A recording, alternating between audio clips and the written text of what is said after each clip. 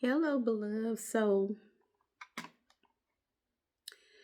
I'm doing this all at one time. I didn't want to put all this together, even though it goes together. I didn't want to put all this together because I didn't want the messages so long. I wanted to break them up. But what is extortionist and the biblical names associated with it? Okay. Extortionist, extortion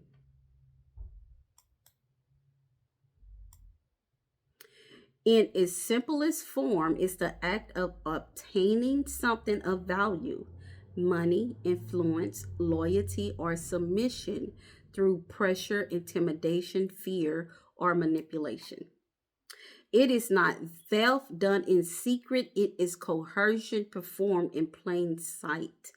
Extortion creates an atmosphere where people feel obligated to give, not because the Spirit moved them, but because fear was placed on them.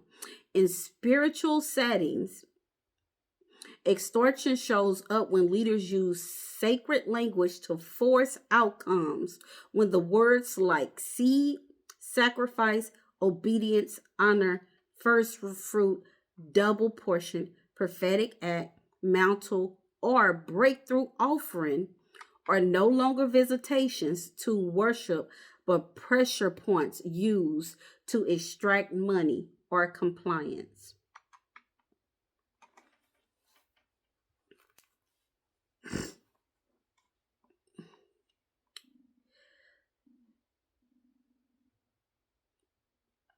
Those terms are biblical in origin, but corrupt leaders have learned how to hide inside the vocabulary itself.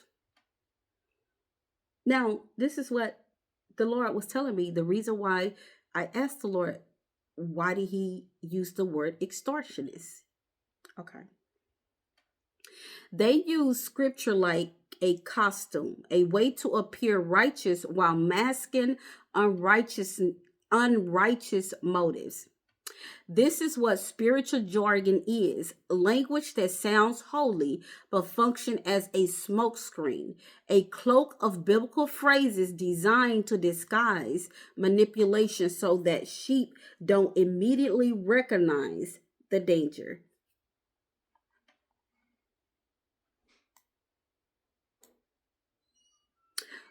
Words like seed, I've already said all these words, so I'm going to repeat it again.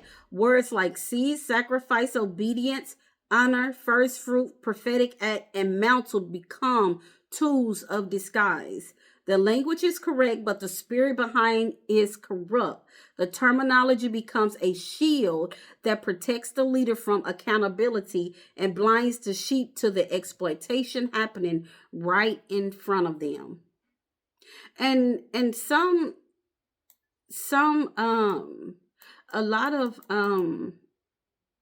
congregants know it, but they have been taught to be faithful. They have been taught to be faithful.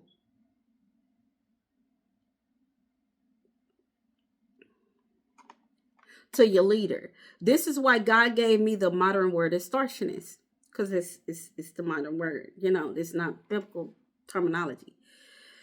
Because let me tell you, I've said it, but I'm saying it again in a way. It strips away the religious camouflage. It removes the spiritual jargon they hide behind. It forces the behavior into the light without the churchy wrapping paper. The moment the word extortionist is used, the leader can no longer hide behind the scripture. They can't twist it, they can't spiritualize it, they can't make it sound like obedience or honor or sacrifice. The word confronts them like a mirror. A mirror they cannot pray around, preach around, or manipulate around. And for the sheep, the word becomes a wake up call. It cuts through the noise. It breaks the spell of spiritual language. It exposes the pattern without the performance. It helps them discern the difference between biblical truth and biblical terminology used as bait. Spiritual jargon is crafted to sound holy while distracting from what is actually happening. But the word extortionist removes the illusion. Now I'm telling y'all, I'm giving it to y'all many ways y'all can understand. So it forces clarity, it forces honesty, and it forces revelation. It makes the manipulation undeniable, both to the leader who must now face their own reflection and to the sheep who can finally see the wolf without the wool. I'm telling y'all. Now the Bible do not use the word extortionist. We done came to that conclusion. This is the modern terminology. But the Bible do give multiple names for leaders who operate in this spirit of extortionist. Jesus called them hirelings, leaders who care more about payment than protection and who abandon the sheep when danger comes. You can go to John 10 and find that. Paul describes them as those who are greedy for filthy lucre. Leaders whose primary motivation is shameful gain rather than service. 1 Timothy 3. Jesus warned of wolves in sheep clothing. Individuals who appear spiritual on the outside, but whose inward nature is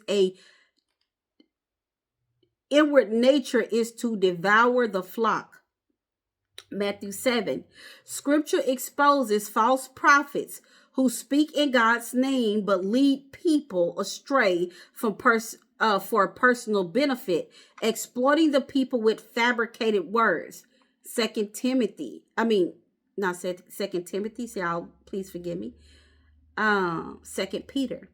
And God rebukes false shepherds, leaders who feed themselves instead of the flock, consuming the fat, clothing themselves with the wool, and neglecting sheep they were entrusted to care for. Ezekiel 34.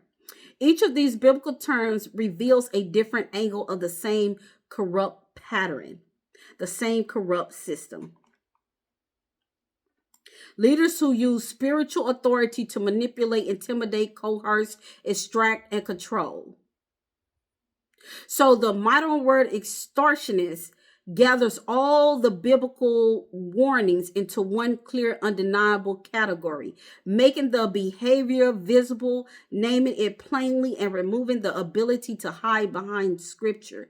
It exposes what has been normalized, it reveals what has been disguised, and it gives God's people language that cuts through illusions so they can finally discern the truth.